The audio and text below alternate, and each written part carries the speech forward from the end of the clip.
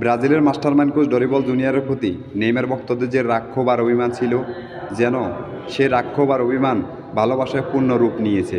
কেননা আগামী মার্চেই আন্তর্জাতিক দুটি প্রীতি ম্যাচ রয়েছে ব্রাজিলের, আর্জেন্টিনা ও কলম্বিয়ার বিপক্ষে। সেই ম্যাচগুলোকে সামনে রেখে যখন মাস্টারমাইন্ড কোচ ডরিবল জুনিয়র 26 জনের স্কোয়াডে আমাদের সুপারস্টার নেইমারকে দলে ডাক দিয়েছে, তখনই সেই রাক্ষোভ, অভিমান আর ভুল ধারণা কেটে গিয়ে মাস্টারমাইন্ড কোচ ডরিবল জুনিয়রের প্রতি নেইমার ভক্তদের ভালোবাসা বেড়ে গেল। হলুদ জার্সিটা বুকে জড়িয়ে রেখে অক্লান্ত পরিশ্রম করেছে একটা দিনের অপেক্ষায়। কখন জানি সুপারস্টার নেইমার হলুদ জার্সি গায়ে মাঠে নামবে। এই ছেলেটা ফুটবলের জন্য এতটাই পাগল, নিজে ইনজুরি থাকার পরেও বারবার ছুটে গিয়েছে, যেখানে নিজের সতীর্থদের খেলা দেখার জন্য বারবার মাঠে উপস্থিত হয়েছে।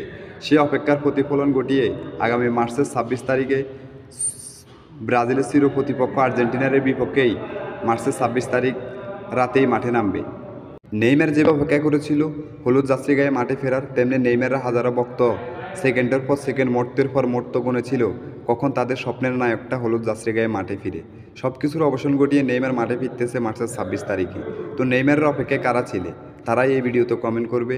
আর ভিডিওটা যদি ভালো লেগে থাকে আমাদের চ্যানেলটি সাবস্ক্রাইব করে আমাদের পাশে থাকবে খেলাধুলার আপডেট নিউজ পেতে।